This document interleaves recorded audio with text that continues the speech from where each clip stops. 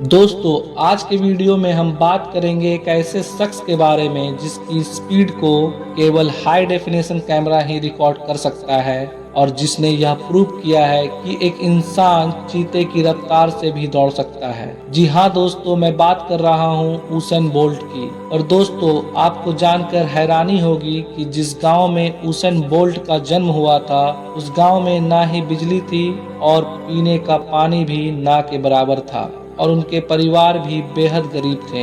इसके बावजूद भी उसेन बोल्ट ने 3 ओलंपिक में 8 गोल्ड मेडल जीतकर यह साबित कर दिया कि अगर आपके अंदर दिल से कुछ कर गुजरने की ख्वाहिश हो तो इस दुनिया में कुछ भी इम्पॉसिबल नहीं है। तुम्हें कोई नहीं रोक सकता, ना तुम्हारी बुरी परिस्थितियाँ और ना ही तुम्हारी गरीबी।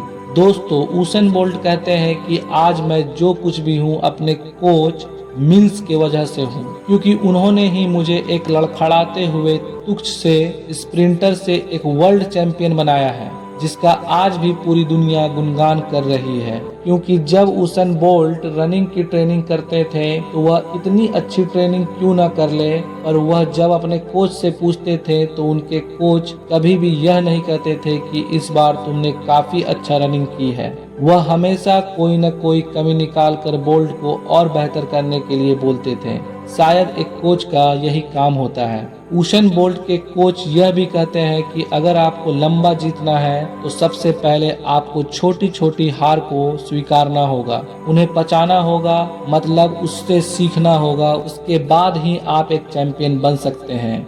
जब 2004 के ओलंपिक में घुटनों में इंजरी होने के वजह से उसेन बोल्ट को ओलंपिक में पार्टिसिपेट करने से मना कर दिया था, वह बिना दौड़े ही हार गए थे। पर उसेन बोल्ट को अपने कोच मिल्स की बातें याद थी कि एक दिन चैंपियन बनने के लिए छोटी छोटी हार का सामना करना ही पड़ता है, और वह बिना कुछ सोचे अगले ओलंपिक की तैयारी करने लगा। एक बार उसेन बोल्ट से किसी ने यह पूछा कि आप स्प्रिंटिंग को इतना आसान बना देते हो, जब मैं आपको दौड़ते हुए देखता हूं तो ऐसा लगता है कि स्प्रिंटिंग बेहद आसान है, पर रियलिटी में ऐसा बिल्कुल भी नहीं है। स्प्रिंटिंग एक बहुत टफ कंपटीशन में से एक है। इस पर उसेन बोल्ट ने कहा, मैं आज जहां पर भी हूं मुझे यहां तक पहुंचने में काफ़ी मेहनत लगी है, बहुत ही ज़्यादा हार्ड वर्क और कठिन ट्रेनिंग करनी पड़ी है। क्योंकि जब मैं कभी कभी सुबह उठता हूं तो यह याद आता है कि आज तो बहुत ही टफ ट्रेनिंग है, इसलिए नहीं जाता हूं,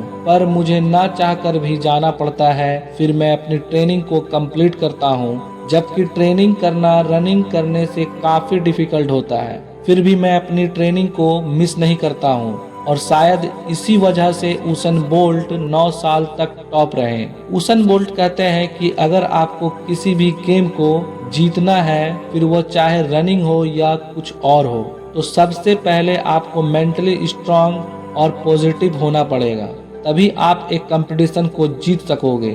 क्योंकि मैं जब रनिंग करने के लिए ट्रैक पर उतरता हूँ तो अगर कोई प्लेयर मुझसे बेहतर है और वह मेरे बगल में है तो मैं उससे हारने के बारे में नहीं सोचता हूँ।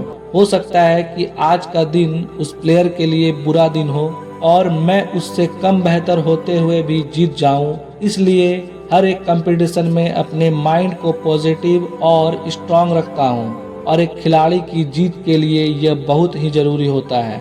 दोस्तों, अब हम बात करेंगे उसेन बोल्ट के बारे में कुछ ऐसी बातें जो शायद ही आपने सुनी होगी।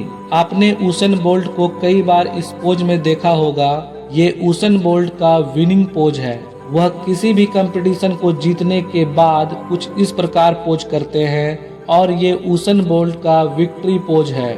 और इस पोज के लिए उसेन बोल्ट आज भी काफी फेमस है।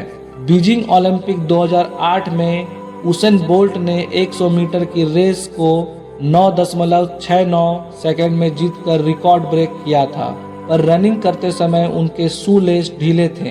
पर according to study university of Oslo, अगर बोल्ट के शू बंधे होते तो बोल्ट यह रिकॉर्ड 9.60 सेकंड में तोड़ देते।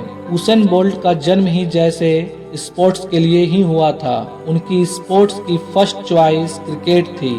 बचपन में वह अपने भाई के साथ गांव की गलियों में क्रिकेट खेला करते थे, पर अपने क्रिकेट कोच की सलाह पर उसने रनिंग करना स्टार्ट किया और उसी में अपना करियर बनाया। उसेन बोल्ट कहते हैं कि अगर आज मैं एक स्प्रिंटर ना होता तो एक बहुत अच्छा बॉलर होता। हे फ्रेंड्स, आपको आज की वीडियो कैसी लगी कमेंट करके जरूर बताना। अगर वीडियो अच्छी लगी हो तो इस वीडियो को लाइक करने के साथ ही हमारे चैनल को सब्सक्राइब जरूर करना और बेल आइकन को प्रेस करना। मिलते हैं अगले ऐसे ही पावरफुल मोटिवेशनल वीडियो के साथ। तब तक के लिए जय हिंद, जय भारत।